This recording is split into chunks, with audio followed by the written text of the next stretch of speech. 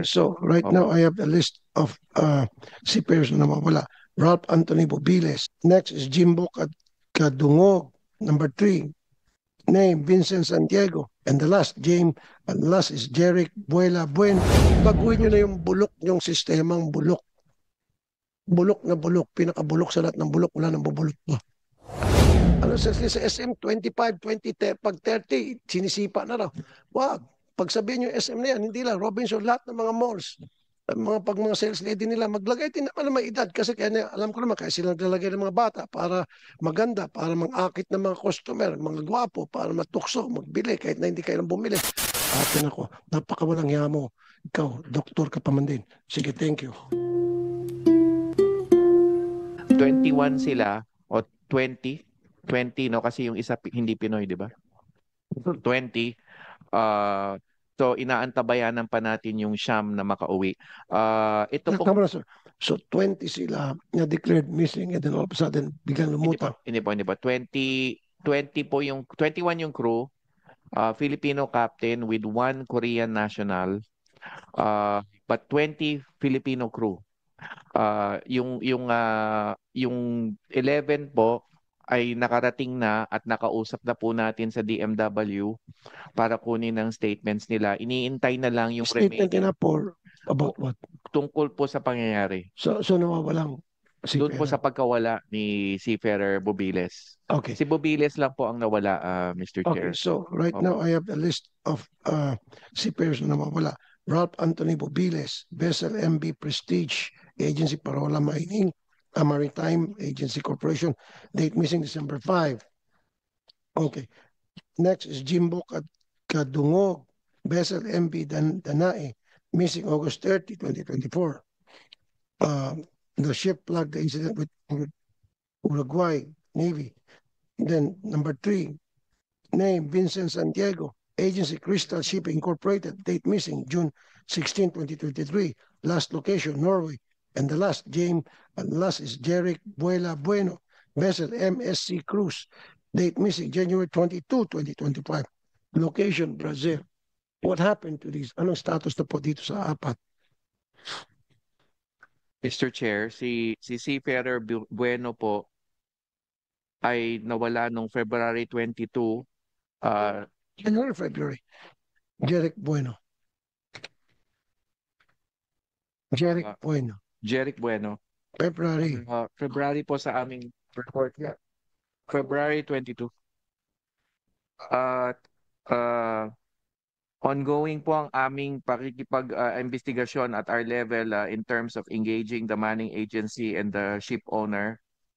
We are in touch with the family at again, similar to the Bobiles case, we wish to get to the bottom of this. Mr. Chair, ang latest sa Bueno case ay nahanap po yung labi ni Seafarer Bueno. Okay. And right now we are demanding an autopsy of the remains. So Nahanap po siya afloat. So when was the body recovered? After 5 days. When was this? February 27, 2025. February 27. Okay. Opo. Ano pong result ng autopsy? Wala pa, Mr. Chair. So this is still under going Okay. po. Okay. But we are in touch with the ship owner, the seafarers, and the authorities on the ground. Si Seafarer Kadungog po is a case ng reported missing on August 31st, 2024. August 30 or August 31st? 31st po, Mr. Chair, sa aking ulat. Sa ulat na natanggap ko. And then we are engaged with the family as well and with the LMA, with the licensed manning agency. And that we are also engaged in terms of demanding a report from the flag state and from the ship owner in this regard. At we are also in touch with the family and have provided assistance to the family, Mr. Chair. Okay, how about the other one? Yung case po ni Mr. Santiago,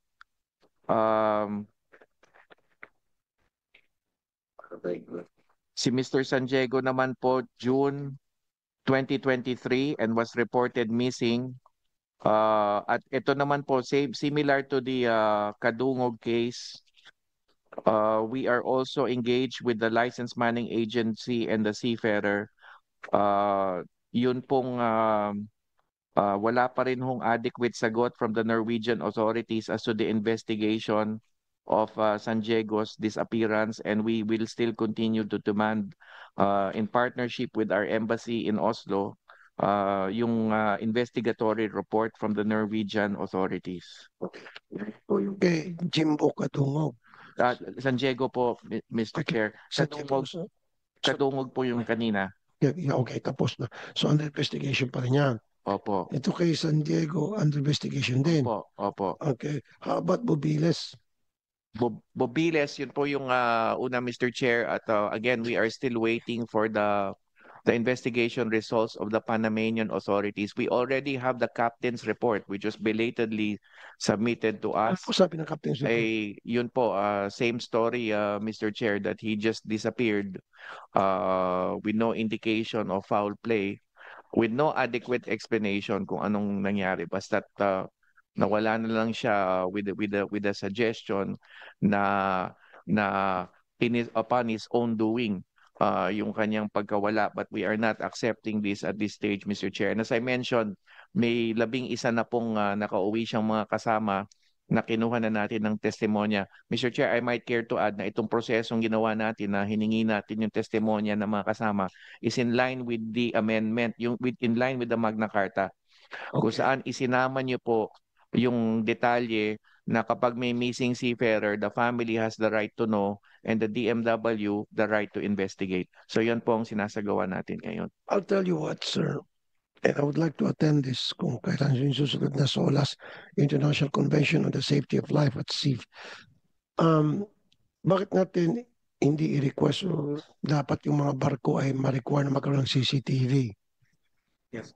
Mr. Chair, we are braced to issue an elaborate set of rules. Dahil nga po tayo sa Magna Carta at may IRR, and from the IRR, the DMW will issue a more focused set of rules, particularly on Section 10 ng Magna Carta on disappearance of seafarers. So, isasama natin yung requirement na yun, Mr. Chair. Yes, pero ang gusto ko, through the SOLAS Convention, i-require lahat ng barko sa buong mundo na may mga seafarers.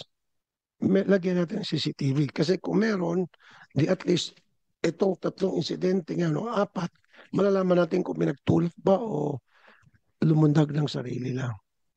Diba? Yes, kaisa po. Napaiksi yung proseso. Yes, kaisa po namin kayo doon, Mr. Chair. Lalo na dito halimbawa sa sitwasyon ni Seafarer Bubiles kung saan ang kwento ay lumabas daw siya sa kanyang portal doon sa kanyang silid. Pero nagtataka kami kung ganon, bakit they needed to tear down the door. Kasi bukas nga daw yung bintana.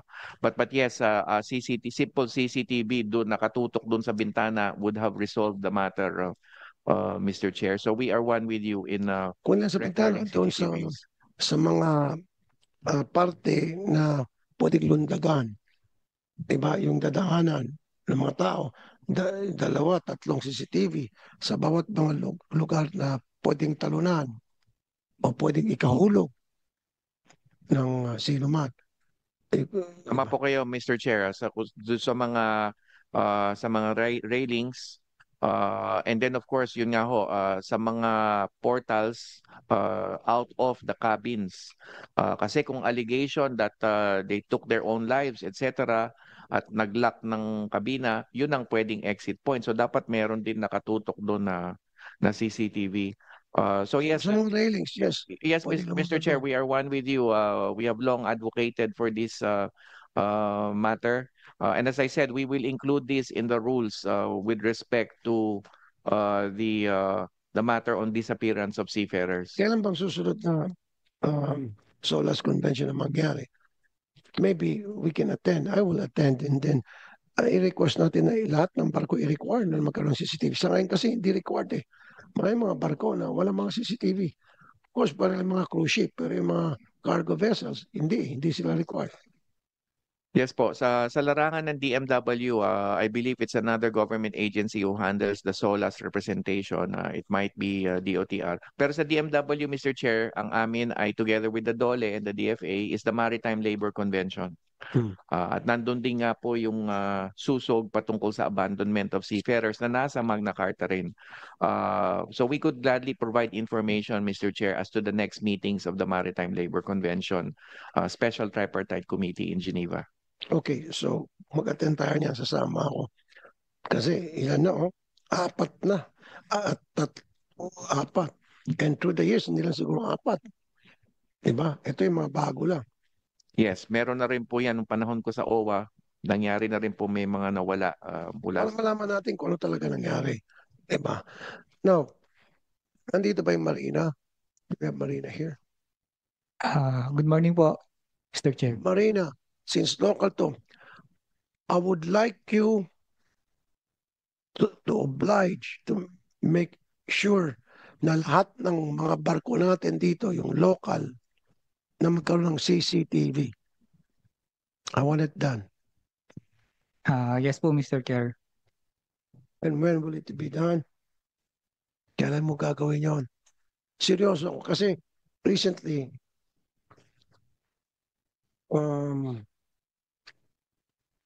ito na ba yun? Sabi ba?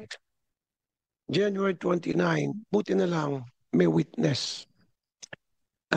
Si Jean Boy Malipuanan, lumundag. So kung wala, buti na lang at merong eyewitness. Kung walang eyewitness doon, lilitaw na baka may nagtulak sa kanya. Una pahaba yung proseso, mag-imbestiga yung Coast Guard, Navy, so maraming mga resources magagamit kasi mag-search and rescue operation. Dapat search and recovery na lang. Diba? So lahat ng barko, yung barko ng pag-aaral natin, kasi yung sa international, di natin kaya yon. May sarili silang batas doon. I-require mo lahat ng barko na maglagay ng CCTV. Sa mga railings, sa mga portals, sa mga bintana, mga gate na pwedeng talunan, whatever. Nang sa gayon, paano kung may nangyari, pasahero man o tripulante, malalaman natin kung ano talaga itong nangyari. Can you do that? Yes, Mr. Chair, we will raise it to the management po for proper issuance of possible MC to require po CCTVs po sa mga vessels natin. Oh, kasi cover yun sa Magna Carta, at least itong Magna Carta for seafarers, at least itong mga domestic, kaya natin yun, di ba? Control natin yan, Secretary Hans. Pero yung mga international flagship from different countries, hindi natin sila pwedeng diktahan. Kaya dadaan tayo sa Maritime Convention, sa SOLAS. Okay. May mga complainant tayo ngayon. May nakita ko kanina, sino umpisa natin. Ladies first, kayo po complainant. Ako, sir, Si Miss Sinaida Alif. Assalamualaikum po, madam. wale, kumusta lang po, sir? Good morning po. Okay, good morning. Sige po, may reklamo po kayo, ma'am. Ako po ay nagpapasalamat lang po, sir, dito. Ano po ng labi ni Marsa sa ngayon po. Salamat po sa tulong nyo at saka sa DMW sa mabilis na pag-aksyon at natutukan yung labi. Sa ngayon po, arrival to Zamboanga na po yung labi. Okay. Maraming salamat, Sir Rapi Tolpo and Sir Han Cagdax and Sir Arnel Ignacio sa pagtutok nyo po ng remains ni Marsa Sahibal. Sa daman po yun. Salamat po, maraming salamat. Thank you po, ma'am. At sa muli kami po nagkilamay. Okay, ang sunod naman is si Mr. Eli Bungalon Popiles Jr., Barangay Chairman ng San Roque, Albay. Kayo, sir, may kayo gusto sabihin, sir? Thank you so much, Mr. Chair. Meron pa akong ginawang opening statement, if I may. Go ahead po, sir. Good morning, Honorable Chairperson and esteemed members of the Committee on the Migrant Worker. Ako po si Elias Bobelis Jr. mula sa probinsya ng Albay, Bicol, at ama ni Ralph Anthony Bobiles na isang seafarer na 3 buwan nang nawawala. Una po sa lahat ay nais kong magpasalamat sa ating butihing senador, Senator Raffy Tulfo, sa agaran at napakabilis na pagtugon sa aking panawagan na kami ay matulungan sa aming problema. Nais ko din pong magpasalamat sa oportunidad na maimbitahan ng komitibang ito para makabahagi ng mga impormasyon at personal na karanasan na maaaring makatulong sa pag-iimbestiga sa mga kasong kalintulad ng sa aking anak. It all started last December 6, 2024 nang makatanggap ng balita through phone call mula sa Parola Maritime Agency ang aking manugang na nawawala daw ang aking anak. Around 10 a.m., ito huling nakita ng isa sa kanyang kasamahan sa barko. According din sa statement of facts na aming nakuha at na-confirm ang kanyang pagkawala at around 5 p.m. Nang mag-conduct ng attendance checking, napakahirap po sa pakiramdam ng isang ama ang makatanggap ng isang balita na ang iyong anak ay nawawala sa gitna ng napakalawak na karagatan. At sa malayong lugar at nadagdagan pa ito ng kawalan namin ng ideya kung ano nga ba ang dahilan ng kanyang pagkawala. Dahil sa walang malinaw na investigation report na maibigay sa amin ang Parola Maritime Agency. Kung alam lang po ninyo ang hirap ng kalooban ng isang amang public servant na nakapagbigay tulong sa iba, ngunit sa sarili kong anak ay walang magawa. Ang ngumiti, magpakita ng kakatagan at magpatuloy sa pang-araw-araw na gawain dahil kailangan. Sapagkat sa iyo umaasa ng lakas at pag-asa ang iyong pamilya at ang pamilya ng iyong anak na umasa na maibibigay ang hustisyang nararapat. Kaya lahat ng maaaring pwedeng gawin at lapitan para malaman namin ang totoong nangyari sa aking anak ay ginagawa ko para mabigyang kasagutan ang mga katanungan sa aming kaisipan. Nais po namin sa pamagitan ng imbestigasyon ng komite na ito ay makakuha kami ng mga sumusunod na impormasyon at dokumento na maaring makapagbigay linaw sa pagkawala ng aking anak. Number 1, kopya ng CCTV ng barko sa araw na sinasabing nawawala ang aking anak. Number 2, audio data recording ng barko. Number 3, kopya ng submitted report ng kapitan ng barko sa mga autoridad na nakasaad na may nawawala na crew sa barko sa bawat port. Number 4, kopya ng search and rescue team na magpapatunay na talagang may naganap na 72 hours search and rescue operation ang mga autoridad ayon sa kanilang sinabi sa amin. Number 5, kopya ng result ng investigasyon ng mga autoridad sa Baltimore Port at Brunswick Port ayon sa mga ipinangako sa amin ng mga opisyal ng Parola Maritime Agency na magkakaroon ng investigasyon ang mga autoridad pagdating sa mga nasabing port.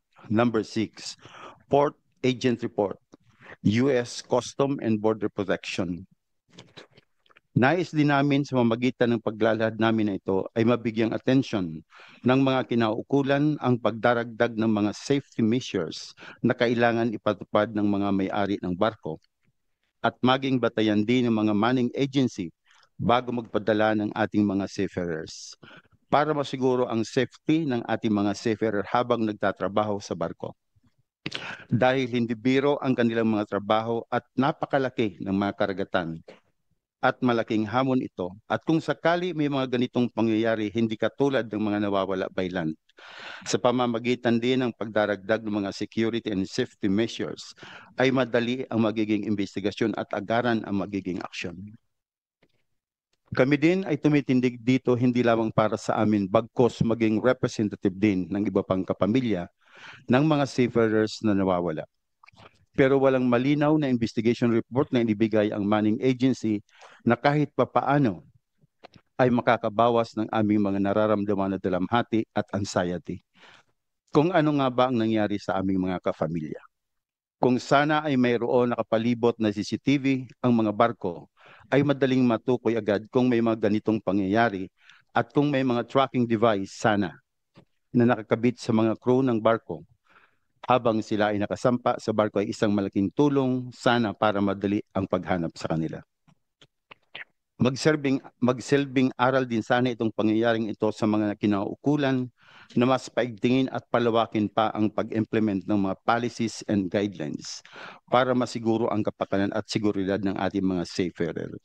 Dahil above all else, ang buhay po ng tao ang dapat prioridad ng may-ari ng barko at manning agency. Because without brave seafarers, hindi magiging matagumpay ang inyong mga negosyo, kaya marapat lamang na maibigay ang kinakailangang protection para sa kanila.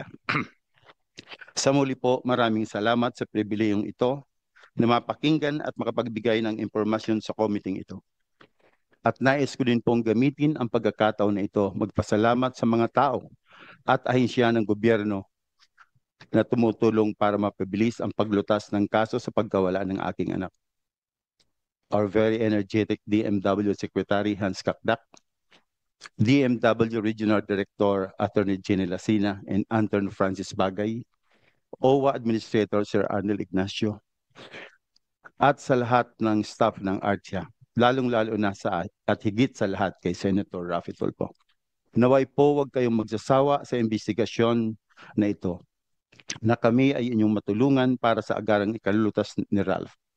Dahil ang mabigyan kami ng tama, malinaw at makatotohanang resulta ng investigasyon ang magiging daan para unti-unti naming matanggap kung ano man ang sinapit ng aking anak. Subalit patuloy pa din kaming umaasa na makabalik pa sa amin ang aking anak ng buhay. Diyos mabalos, magandang araw po sa lahat.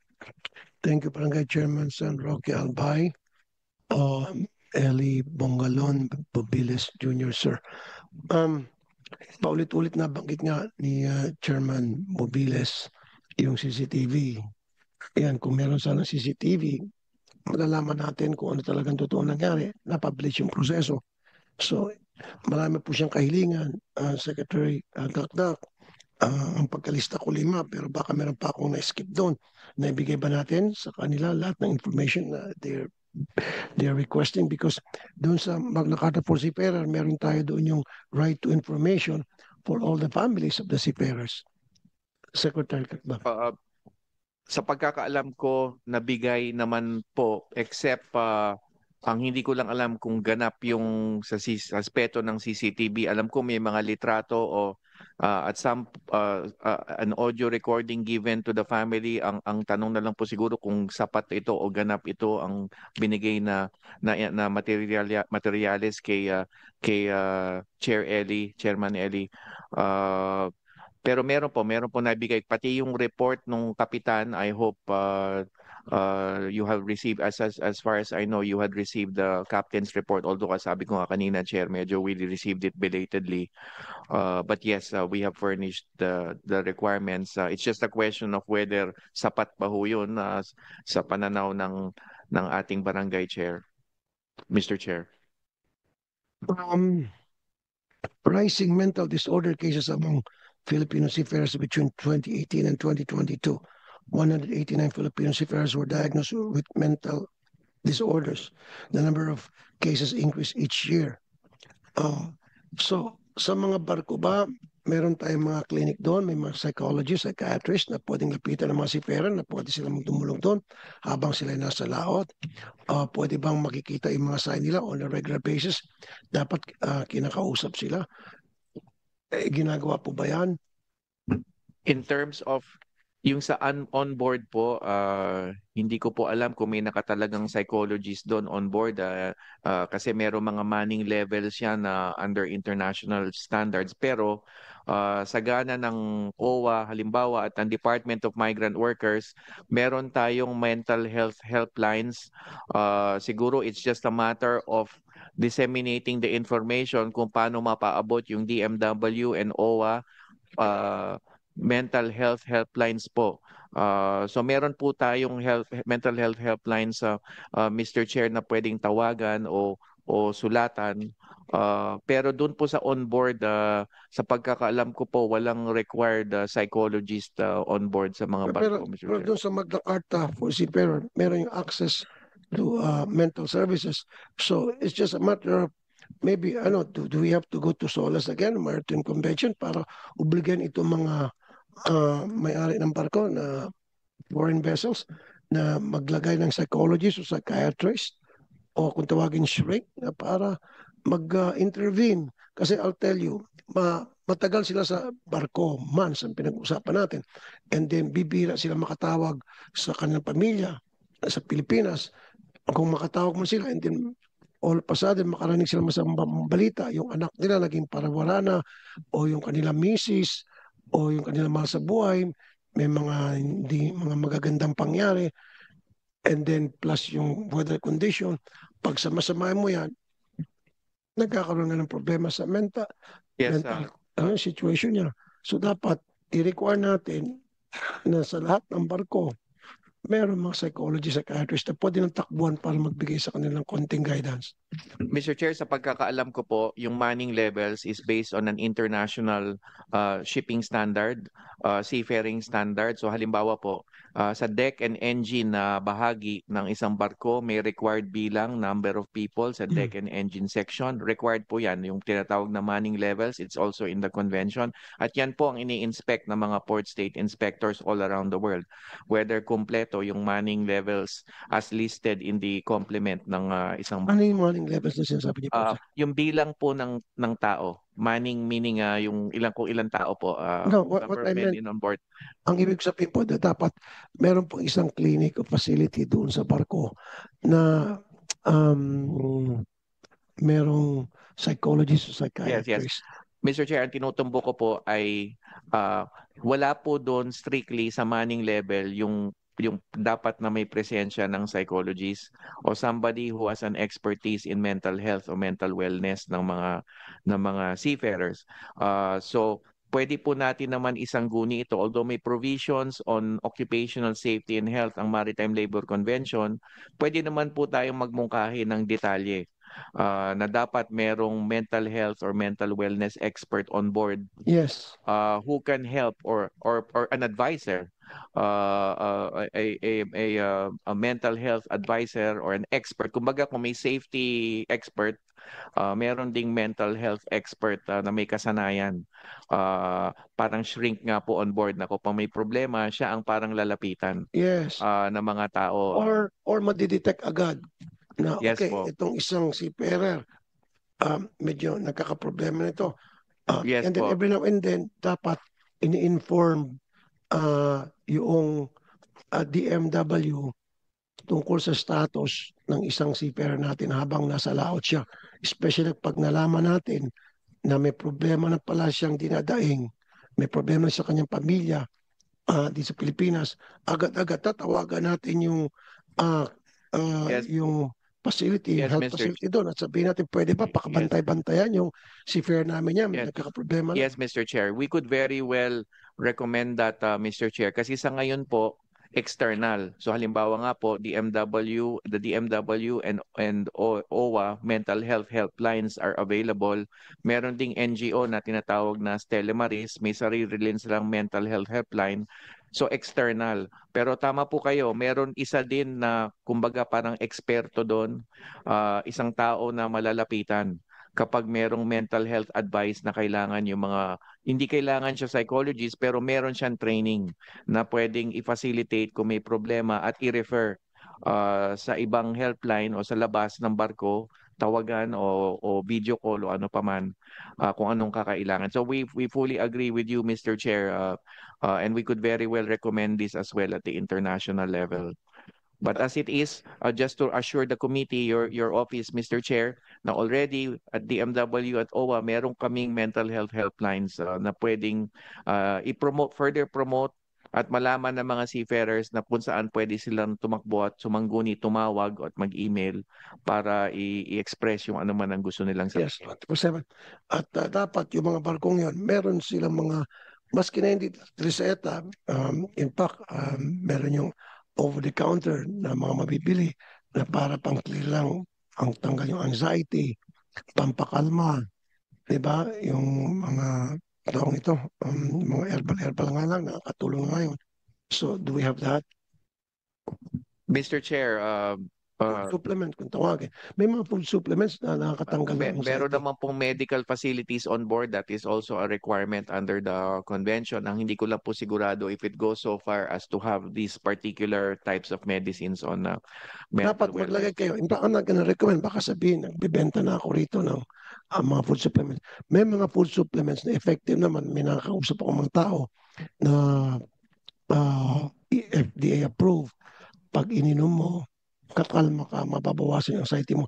Dapat, pwede ipabaon yun sa mga spares natin. Kung halimbawa, wala sa mga clinic, mga barko ngayon, na international. So, ipabaon siguro sa mga seafarers. Ay, kung in that context po, Mr. Chair, pwede na at our Mga level. vitamins para i-require sa kanila. O, Pwede- pwede umakyat. Ito ha, magbaon ka muna itong Opo. food supplement. Para, wag kayo tumatawag kay Miss- ma'am. Am I funny? Mr. Chair, in that context, we can very well do that. DMW unilaterally can already dialogue with the licensed mining agencies and seek or require some form of medication na pwedeng ipabaon sa mga seafarers nila or group of seafarers bago pa man umalis. So we can do that Yung mga ourselves. antidepressant na over-the-counter Yeah. meron eh. Yes po. We can already do that on our own, Mr. Chair. Hindi kailangan ng international convention po doon. Kausapin ho namin yung Licensed Mining Agency Associations sa Maritime Industry Tripartite Council kung saan pwede po namin i-prescribe ito na make sure na may baong hindi lamang yung pang mental health but all other types of basic medicines, Basic lang. Mr. Chair. Opo. Yeah, Paracetamol and all other types of basic meron kasi mga gamot na antidepressant pero off the counter na pamparelax o pagpagod ka, inumin mo para makatulog ka. Pwede yun, FDA Yes, approved. Mr. Chair. And of course, isa pa naisip ko, we could very well seek the advice of the DOH in a SecDed Yes. kung ano yung nararapat kasi some of them might be prescription-based. Pero kung hindi prescription-based, we can very well require that sa mga Oh. licensed mining Hindi agencies. kayo sa DOH, huwag kayo magtanong sa FDA kasi yung FDA, yan eh, corrupt yan eh. Masabi ko lang sa FDA. Ikaw dyan sa FDA, mataas na opisyal, pag nag-hearing ang DOH, bantayan mo, naniningil ka ng 10 million pesos. In fact, binigyan ka na ng 10 million pesos na isang taong kilala ko.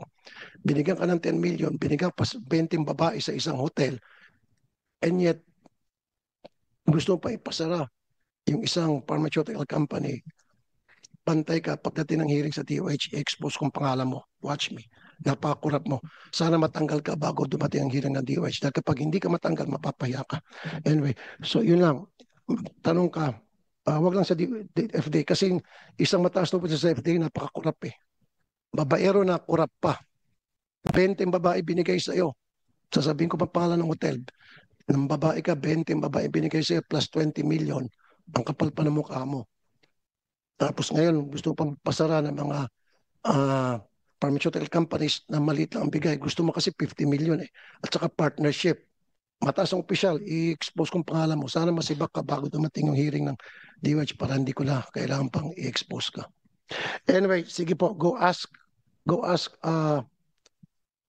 Alam mo pangalan ng FDA? Gusto mo na banggitin ko na? Mr. Chair, kung Bigyan pwede. na. Actually, binigyan siya ng 10 million eh. Humingi pa ng another 10 para maging 20. So ang ginawa, binigyan ng 20 yung babae sa isang hotel, sa isang 5-star hotel. Ng babae, 20 hotel. Nalunod siya sa sobrang daming babae.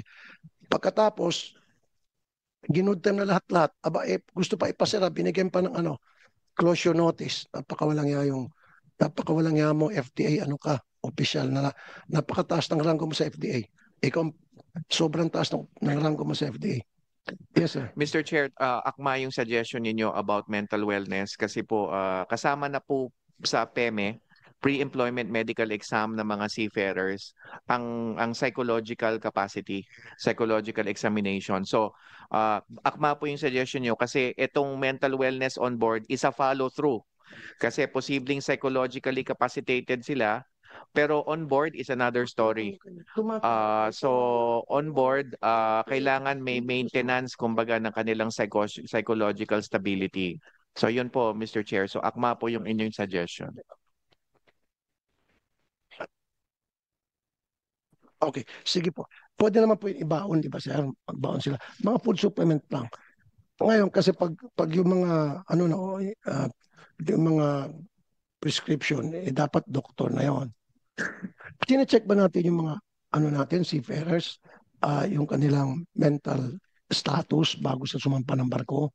Tinitingnan natin kanilang mga medical records bago natin silang pinapayagan na maging seafarers. Yun nga po yung binabanggit ko, Mr. Chair, na merong psychological examination. May Okay. may 4 ngang components na pinakita lang si Yusek Bernard ngayon. If I may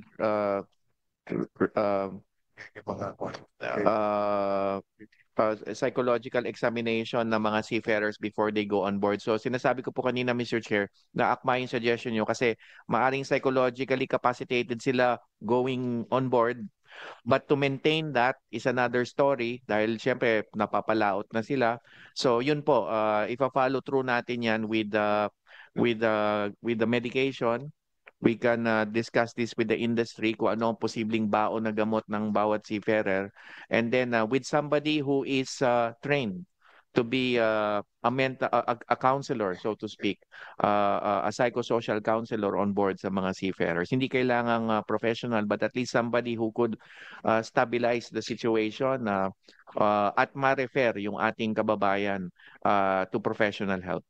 Okay. Dapat doon sa mga pamilyang naiiwan dito sa Pilipinas, meron dapat din tayong hotline para sa kanila na pwede tumawag sila, sabihin, sir, yung husband ko, yung kamag-anak ko na nasa barko, nagreklamo na, ganito ganun, nagka-problema na, tulong sir.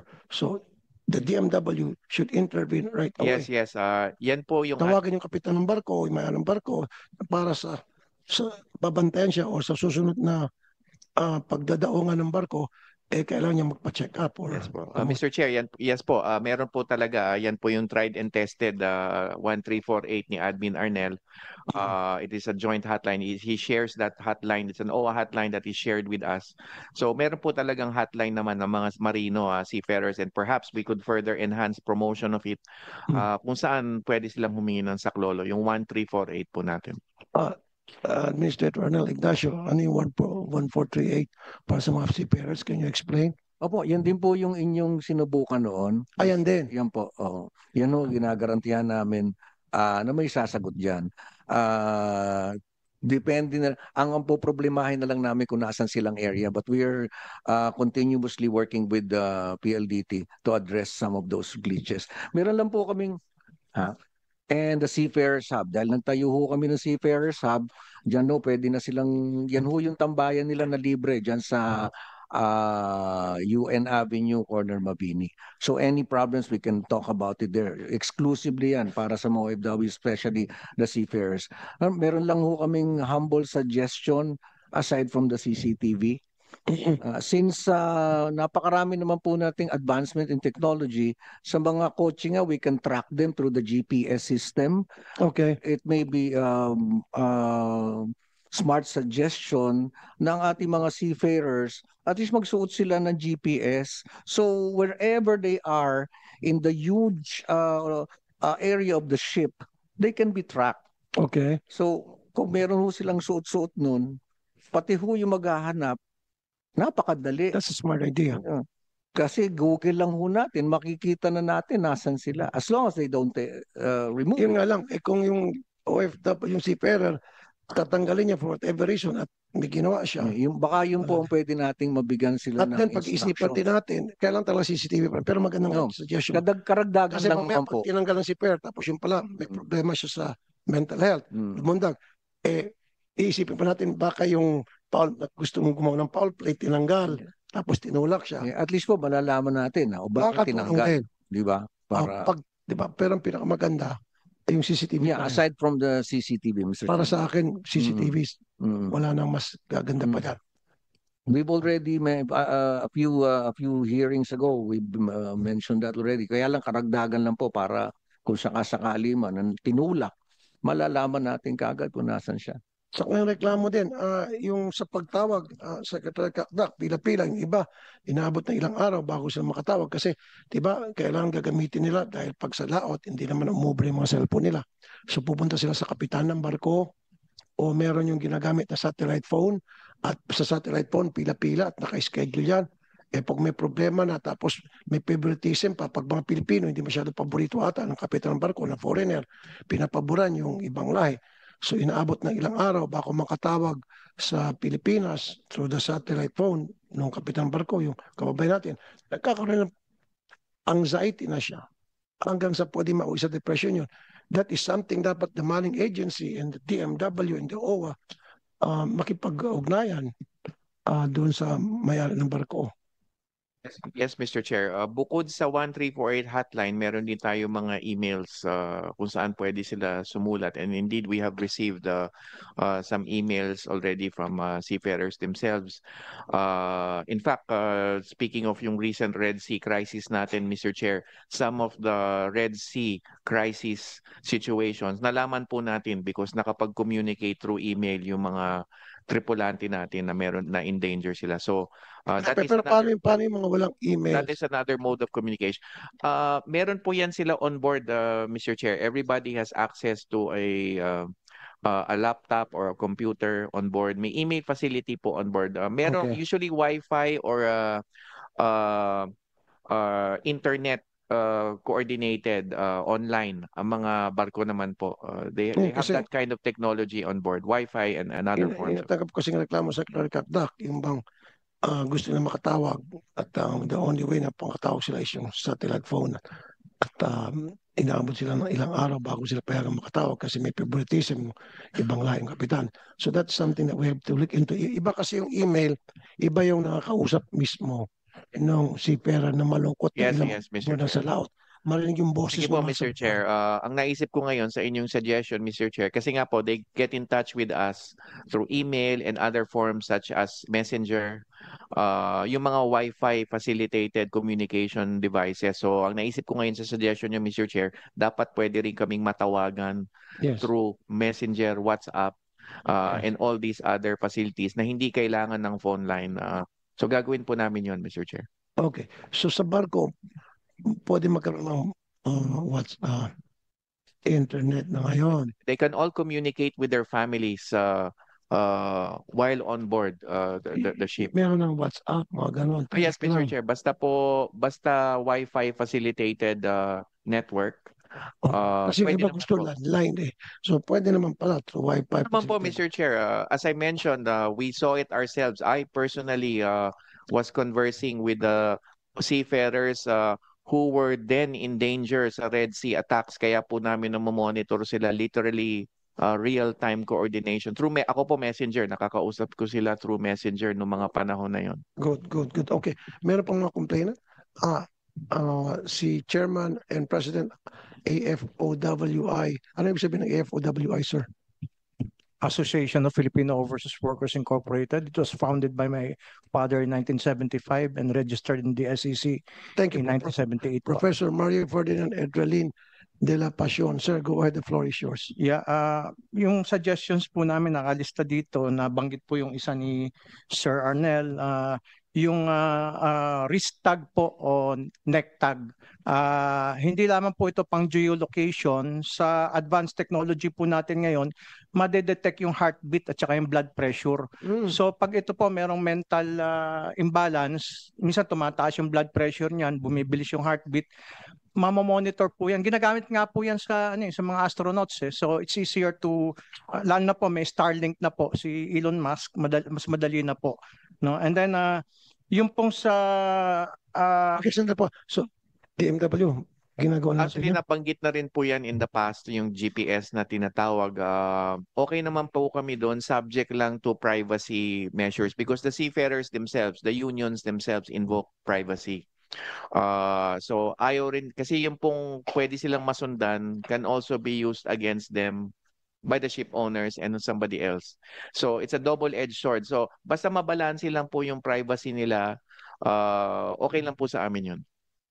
And then sa balikbayan boxes po, pwede po bago i-accredit yung isang deconsolidator dito sa Pilipinas, kasi nasa jurisdiction natin sila, dapat meron silang contract of joint and solidarity liability with their foreign counterparts para kung nagkaroon po ng problema, yung mahahabol po ng ating OFW families yung deconsolidator dito sa Pilipinas.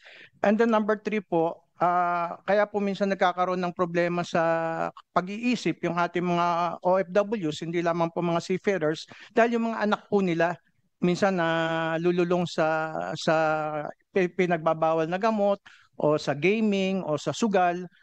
Meron po kaming sinubmit kanina bago mag-umpisa, isa pong bill para po mabantayan yung mga children of OFWs 21 years old and below, para if one parent or both parents are abroad, it will be the state under the principle of parens patria, kasama po yung ating mga barangay, para ma-monitor po itong mga children of OFWs. So sinamit po namin yung bill kung gusto po ninyong i-file, sir. And then ipaparating din po sana namin sa inyo. Kanina nakasakay ako sa taxi. Nagsumbong sa akin yung taxi driver. Abay, kinuha daw sila service, ayaw silang papasukin dun sa airport, samantalang kinuha na yung service nila ng OFW. At yung isang OFW daw nakapagkwento sa kanya, malapit lang yung pinuntahan, siningil ng 4,000. So parang may violation po yata dito. And then sa limited po yung staff ng ating mga tao sa ibang bansa, kasi meron pong limit nga po yan sa mga embassy, sa mga consulate, sa mga migrant workers office. We humbly suggest po yung remote staff. Pwede po yung tao natin dito sa Pilipinas haharap through modern computer technology. Ang kaharap ng OFW halimbawa sa Dubai isang computer screen, no, makikita niya yung kausap niya, pero actually yung kausap niya na personnel ng Republic of the Philippines ay nandito sa Pilipinas. So madadagdagan po yung ating mga tao doon without necessarily nagdadagdag tayo ng physical na tao. Ngayon sa CCTV din po makikita natin kung mayroong mga masusungit na mga hindi naman natin sinasabi na ito laging nangyayari. Siguro minsan mainit din ang ulo, may sakit, may nararamdaman. Kung may CCTV po at recorded yung usapan between the OFW and our personnel, ma-record po at mabibigyan ng aksyon. And then napansin po namin sa list of requirements sa website, minsan hindi po kompleto. No? Sir, malay pa magsasalita. Pwede ba tapusin niyo? Opo, malapit na po. Sir, paiksan niyo lang po, sir. Malay pa sasalita. Yes, sir. Para hindi po pabalik-balik, lahat ng requirements nasa website na po. Tapos yung submission ng documents, pwede po naman mga electronic documents. So yun lang po, sir, para magamit po natin technology. Thank you, sir. Attorney Roel Barba, Consultant Regulatory Corporate Affairs, to go. Meron ko sabihin 3 minutes, sir. Yes, thank you very much for this opportunity, Mr. Chair. We are one with your office in protecting the livelihood, the families of our OFWs. So we received an invitation. So Pero kayo po, local kayo. Yes, Go, ano? local May mga CCTV ba yung mga barko ninyo? meron po. Yes. Lahat? Yes, sir. Very good. Yes. Good job. Thank you. Christian Joshua Cruz Logistics. Ano to? Sir, paki-identify your company, sir. Good morning, Senator Rapi. Kami po ay from LLX Logistics Corp. Freight forwarding company as the consolidator po, sir. Consolidators. Okay. sir. Kayo Sir, ba? may question lang po, sir. Kasi, Tatay ko muna. Kayo accredited. yes, sir. Ano po yung question niyo, sir? Sa Your name is Christian Joshua Cruz. Yes, sir. sa consolidator naman, sir, kasi halos lahat ng OFW, sir, nag-complain sila na mayroong delay po yung mga balikbayan boxes po nila. Opo. Yung iba kasi, sir, doon, hindi naman nila dinideclare na unpaid po yung boxes po nila. Unpaid. But Po, sir. binabayaran nila from the point of origin na. Yung iba, sir, nagbabayad po. Yung iba naman po, sir, hindi po nababayaran yung freight po. Lumalabas po as unpaid boxes po. Pero yung No, sir. Sa point of origin, sinisingil agad sila. Once na present nila yung balikbayan box nila, kung saan man bansa yun, pinagbabayad na sila. Hindi naman papayag yung opisina doon na tatanggapin yung kanilang balikbayan box. Iiwan lang doon na walang bayad at dito ng babayad sa Pilipinas. That's bullshit. No. yung sa amin, sir, ganun po. Well, then, Nagpapadala po kami ng mga unpaid boxes po. Papunta po dito sa Pilipinas. nagpapadala kayo doon. Po, sir. Ba't kayo pumapayag? Kasi po ang inaano po ng mga senders po is dito magbayad sa Pilipinas as gagawa na lang po ng debit note. No. So, huwag niyong payagan. Opo, ayun nga sir, yun ang, Para maningil na kayo. ayun nga sir, Hindi na problema rito. oh, Oh, then, ayun nga sir, dun po kami nagkakaroon ng problem po na nasisisi yung padala consolidator now, po. pay later. Opo sir, tama po. That's not good. Baguhin yung sistema niyo yan. Kasi yung ibang ano po, ibang senders na nakikiusap na pwede ba sa Pilipinas na lang Yan po nga yan? nagkakaproblema, sir. Kasi pagdating dito, yung sasalo, walang pambayad. Oh, Opo tapos sir. ngayon, natitenga rin sa Bureau of Customs dahil kailangan magbayad dahil, di ba, di ba dapat meron din fee sa customs yan? Oh, hindi na mabayaran. Yung containers naman po is kiniklear po namin. Bali, natitenga lang Hindi po nga, sa sir, mismong- baguhin nyo na yung bulok, yung sistemang bulok. Bulok na bulok, pinakabulok sa lahat ng bulok, wala nang bubulok pa. Pag may nagpadala sa inyo ng OFWs, doon pa lamang singilin nyo na para pagdating sa Pilipinas, wala nang problema, smooth sailing, diretso agad sa pinto ng papadalahan, ng receiver. Yung mga paid naman Kasi parang dahil kung ba't nagkakaproblema, yung mga kumpanya tulad nyo, i-ano nyo nga ito, i-delist. Para hanggang di mabago yung sistema. Ikaw pala sa iyo nagkakaproblema. Alam ko na, totoo, sa iyo nagkakaproblema. Kasi papayag, tatanggapin nyo na walang bayad, siguro yung style ninyo, padala na o pay later. Siyempre, pang-akit yan. Uy, libre pala, ha? Doon na lang sasalawin. O pang-come on. Pagdating dito, yung sasalo, walang pera, nagastos na, etc. Hindi pa nabayad sa customs, inipis sa customs. Kayo palang problema. Baguhin mo yung sistema yan. Sorry, Senator. Yung iba naman, sir, is sender din po yung nagbabayad po. Yung iba lang po na may mga kulang po, dito po pinapabayaran po. Hindi nga, dyan nga nagka-problema. Dapat, pagpadala pa lamang, kaya nga siya nagpadala dahil may pera siya. Nakapagbili nga siya ng mga bagay-bagay, pasalubong. Ibig sabihin may pera siya. So don't make it a point na pag nagpadala ka, bayad na dito lahat para pagdating ng Pilipinas, wala nang haharang pa, tuloy-tuloy na dun sa recipient. Okay, sir. Baguhin mo na yung sistema niyan, sir. Otherwise, padilist kita. Okay, Senator. Sa list din. Thank you, sir. Sorry na, sir. Okay. Ma'am Rosela Santillan, taga saan po kayo?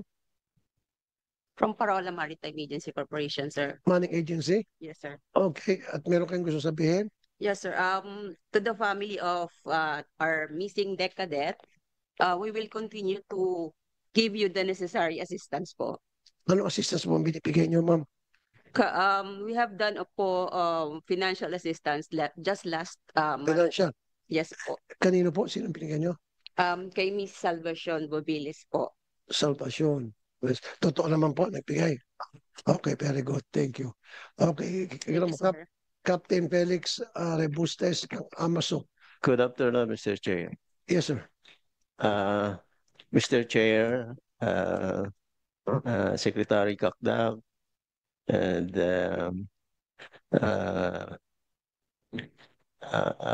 Administrator Ariel Ronaldo, sinusuportahan ko lahat yung mga panukala niyo. Tama yun. At meron akong idadagdag Sige po, go ahead po. tungkol sa PDOS. Ano po yung BTOS, sir? Ang PDOS ay pre-departure orientation. PDOS. PDOS. Okay. PDOS. PDOS. Okay, sige po. Ang maganda sigurong ay dadagdag doon kailangan isama natin ang pamilya sa pag-conduct ng ating PDOS, pre-departure orientation seminar, bago umalis isang OFW, para na malaman natin ang trabaho ng tatay, nanay, kapatid nila, kung gaano kahirap ang pupunta. Okay, so in short, sir, kung gusto nyo mangyari, sana isama sa PDOS. PMW, is that possible? Sa PDOS ng bawat seafarer o OFW kasama yung family as opposed to yung OFW lamang? Yes, that's already being done, Mr. Chair. But dito yan lang lately, so we will file a report on kung gaano kalawig na ito na. Yes, kasama po na yun sa. Magandang report niya, dapat Yes, kasama yes. para malaman Yes ng po, family yes po. yung maging buhay ng OFW, ng pamilyang OFW na doon at ano yung maging trabaho, etc. Helps. So okay tayo. Yes, yes po, yes. Ginagawa niyo na po, o Yes, po. gagawin pa lamang. Ginagawa na po, pero I don't think hindi siya ganun kalaganap. So we will have to, it's a work in progress. So Gawin po natin lalaganapin pa ho natin. Gawin po natin laganap. Okay. So okay na May ba? isa pa, Mr. Chair. Yes, sir. Yes, sir. Isama na rin natin yung barangay doon sa 27 regions. Bakit po barangay? Maglagay ng desk ang OWA malapit sa barangay sa region. Mag-register ang mga paalis na mga OFW para madali natin matrace ang isang OFW pag nagka-problema para mabilis nating maaksyonan ang problema at matugunan agad-agad ng DMW. Sorry, sir. For me, parang dagdag lang layer of red tape yan. Dadaan pa sa barangay chairman. Pwede naman dumiretso na sa DMW, pwede naman dumiretso na sa OWA. Hindi, isang desk lang naman lagay doon sa region. Parang madali natin matitrace. May opisina, di ba? May opisina ng OWA at sa DMW sa mga region. Meron naman po, but we're already working on this, Mr. Chair. Meron na mga lugar, halimbawa sa Laguna at sa Negros Occidental na may barangay level. I think what the good captain means is may matatakbuhan yung mga pamilya at the most grassroots level as possible, which is the barangay. Hindi na sila kailangan magpunta sa munisipyo o sa ano. But we're already working on this with the IRG. Para madali natin Mr. Chair. matrace.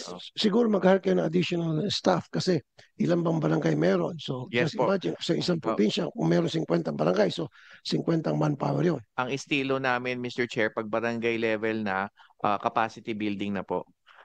So we have a person sa regional provincial level, pero pag city, town, or probinsya, barangay, nagte-train na po kami Okay. para yung tao ni kapitan o tao ni mayor ang magmaman doon sa desk.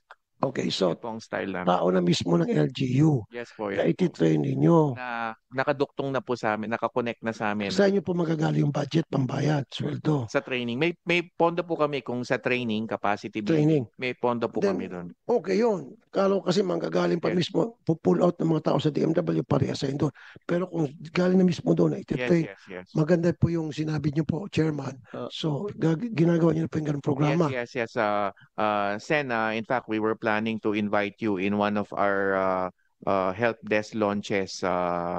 Napauna na lang, but in the future, we will invite you para makita niyo po yung training na sinasagawa natin at yung mismong help desk na itinatalaga at the barangay level. Baka pwedeng masimulan kay Cap Ellie. Yes. That's all.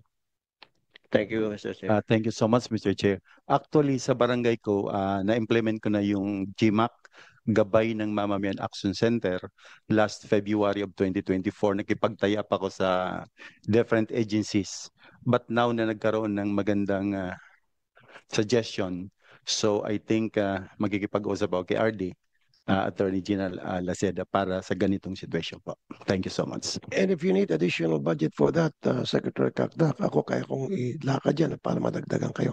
Oh, Para yes. doon sa help desk ng mga barangay. Mr. Chair, definitely kung budget lang po ay kailangan po namin. Kasi halimbawa po, bagamat we can capacity build, maganda rin po talaga na may tao kami at the most grassroots level possible. Of course, baka yung Yes. barangay nga sobrang dami na, pero baka pwedeng maabot namin provincial level man lang o city municipality level. May DMW na tao mismo. Nakatuwang yung mga tao ni Mayor Peso o Peso Manager o sino pa man Yes. doon. Na iti-train natin. Yes. And then ako po, pwede kong ipaglaban pagdating sa Senate Budget Deliberation na madagdagan ng budget for that purpose ang DMW.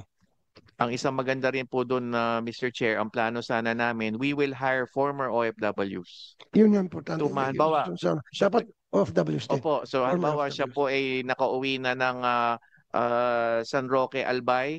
Siya na rin po ang kukunin naming tatao doon sa help desk sa San Roque, Albay, yung former OFW na yun.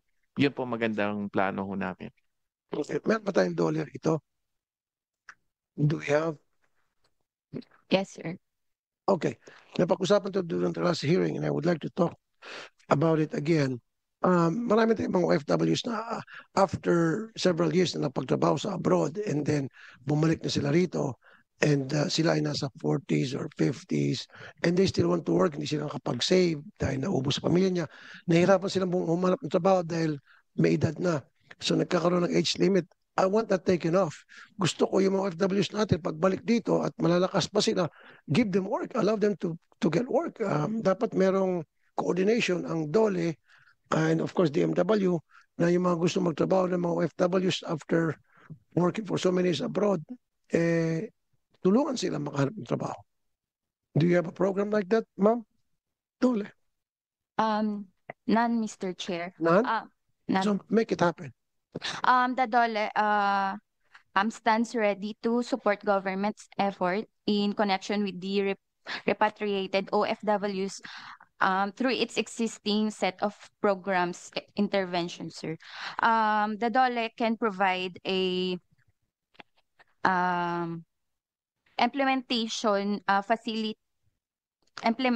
employment facilitation services to these returning OFWs, assisting them in their transition from overseas employment to local job opportunities. This includes job matching, skills assessment, and career counseling, all aimed at helping them reintegrate into the country's workforce seamlessly.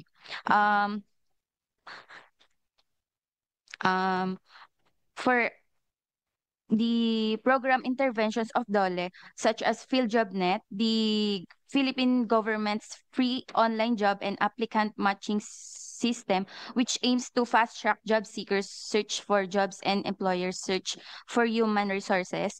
Another is PESO Employment Information System, a database of active manpower supply containing the profiles of all persons and employers registered under the... Okay, ma'am, sorry ma'am, pinahaba mo lang. Sabi mo lang doon, okay na ako doon, wala. So DMW, pwede ba tayong gumawa ng programa in coordination with the even local government and then the DOLE na sinabi ko mga OFWs natin na malakas pa kahit na may edad na bigyan priority sa trabaho. Yes, of course, Mr. Chair. Pagbalik. Mr. Chair, can I report na kahapon lamang, actually hindi ko sinasadya, umiikot lang ako sa office, nakasalubong ko yung higit kumulang 30 na na-hire po natin who will man our contact center sa ground floor. Sila yung mga former OFWs at karamihan po sa kanila may, aminin ko man o hindi, may edad na. So nakahalubilo ko sila. So ongoing po ito at the DMW level. Andito si Asik Benny Legaspi. May edad na po si Asik Benny Legaspi. Pero rest assured, Mr. Chair, we are one with you in your objective. The short answer is yes, Mr. Chair. Thank you. At saka pala, DOLE, hindi lamang sa mga OFWs na coming back after completing the contract, maski naman nandito na may mga nasa 30 years old, 35 years old, na gusto magtrabaho.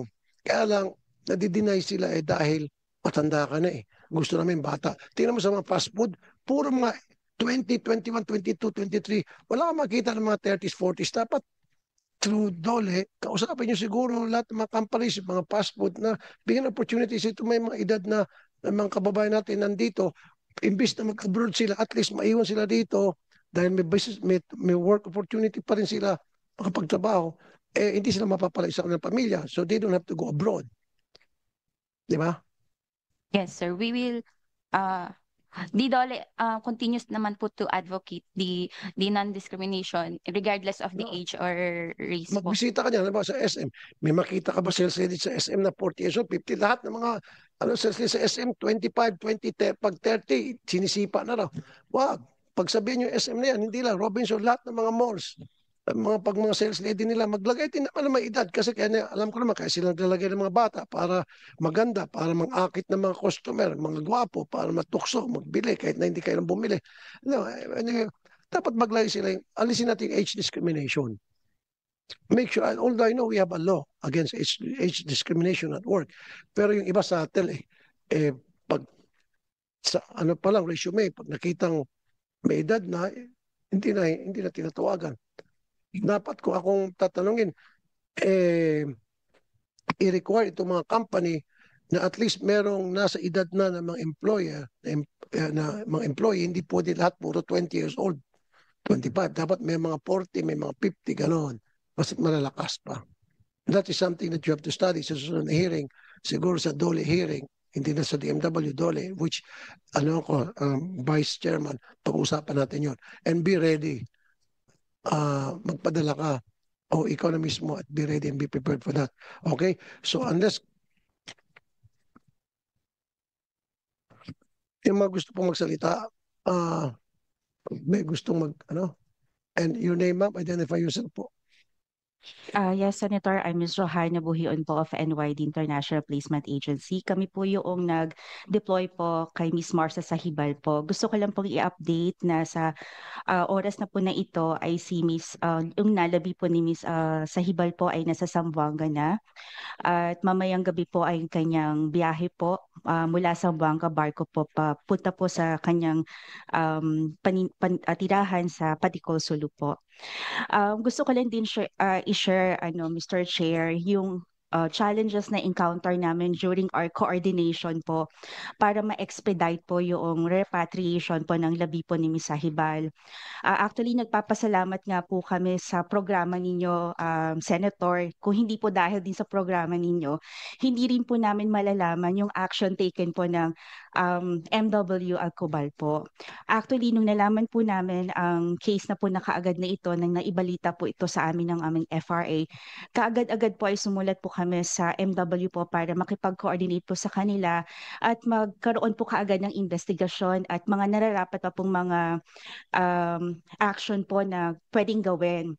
Nakakalungkot nga lang po na simula po nung January 13 po na sumulat po kami, wala po kami nalaman na pakikipag-usap po sa atin namin yung action na po na yan ay dun po sa inyong programa na nagsagawa na nga po siya ng audit, ng autopsy, at siya na rin po nangako na i-expedite po yung repatriation. At kami naman po ay nagpapasalamat dahil naging madali po yung repatriation. Gawa ng naririnig po natin sa iba na halos tumatagal talaga po yung pagre-repatriate ng nalabi. Pero dahil po sa intervention din po ninyo, Senator, naging madali din po yung aming pakikipag-coordinate din po.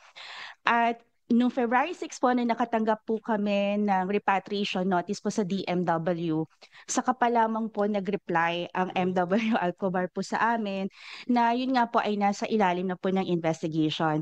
At after that po, wala na rin po kaming na-receive na any updates po simula po noon.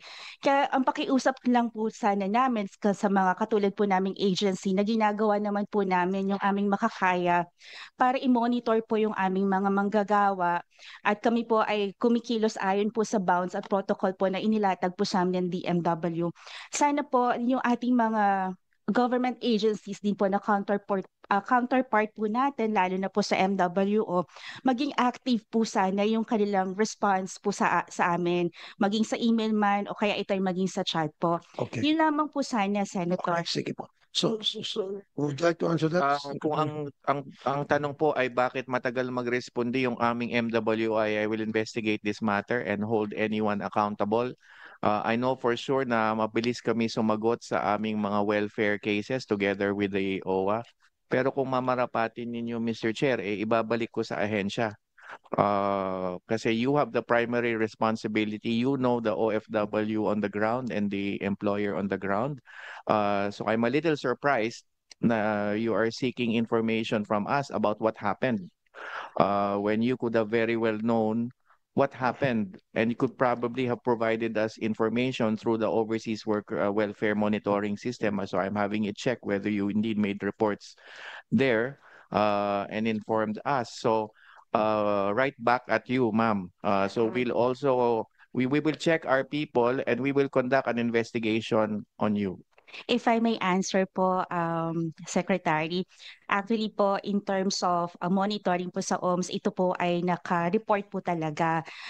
Kami po ay sa aming ahensya po sa NYD po, pagdating po sa monitoring po talaga, makikita niyo naman po sa system po, ito po ay naka-report na po. At bibigyan ko lang din po kayo ng background. Nung amin pong na-deploy si Ms. Marsa po ng January 27, after a month po ay February 13 kami po ay minonitor na po namin siya, kinamusta po namin siya kung ano pong katayuan niya sa kanyang panunuluyan sa kanyang amo. At na-receive naman po namin affirmative na maganda po yung kanyang katayuan doon.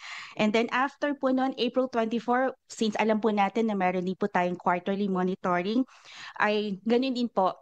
So pagdating po sa OMS po, tinitiyak ko po sa inyo, kahit po i-check po yan, makikita po ninyo na updated po kami. Tama po kayo, responsibilidad po namin na agency na i-monitor yung mga tao, which is ginagawa po namin yun. Ma'am, kasi kita. Ay, sige po. Okay, talking about monitoring, quarterly monitoring, that's not good. Dapat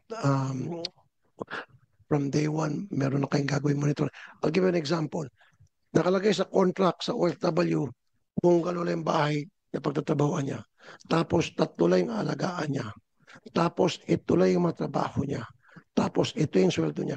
Pagdating doon, iba na. Hindi lang pala bungalow, kundi hanggang 3rd floor ang kanyang linisan.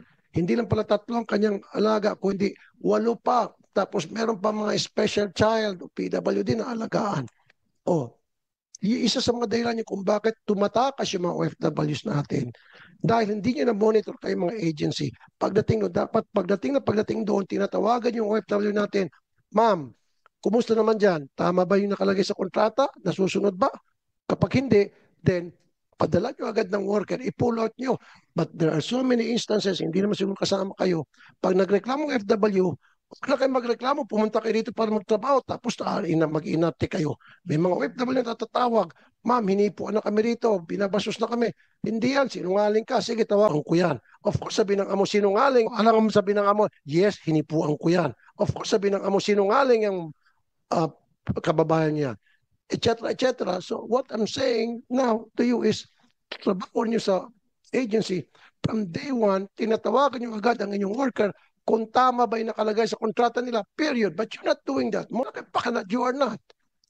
Maring hindi nyo ginagawa yun. But karamihan sa inyong agency, once nakuha niyong pera, wala na kayo pakialam sa ating OFW. Kumita na kayo eh. Tapos i-insulta niyo pang OFWs natin pag nagsumbong. Ngayon, ipapasa niyo sa DMW.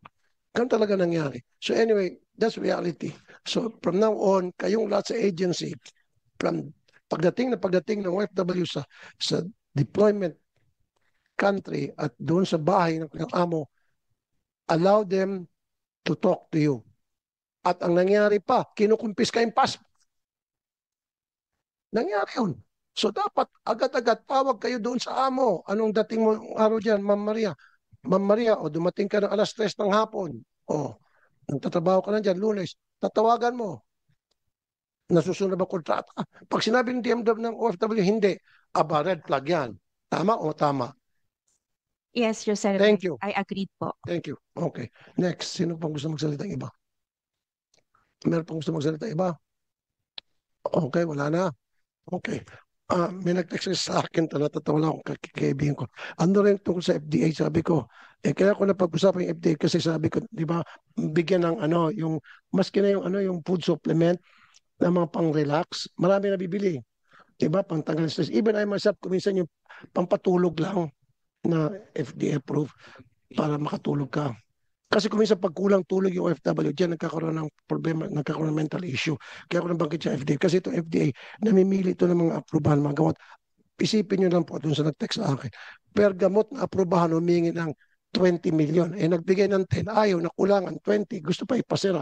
Binigyan na nga 20 babae, kulang pa. Ewan ko ano yung ginawa sa 20 babae, paano nyo naubos yun. Hindi nga, kaya lang kita. Mataas ang rango mo dyan sa FDA. Talagang napakataas ng rango mo. Umanda ka, sana masibak ka bago ko ma-expose yung pangalan mo. Expose yung pangalan mo pag hindi ka pa nasibak sa na hearing ng health. Atin ako. Napakawalang hiya mo. Ikaw, doktor ka pa man din. Sige, thank you. Notices and invitations for the next succeeding meetings will be sent accordingly. There being no other matters for consideration, this hearing is hereby suspended. Thank you, ladies and gentlemen.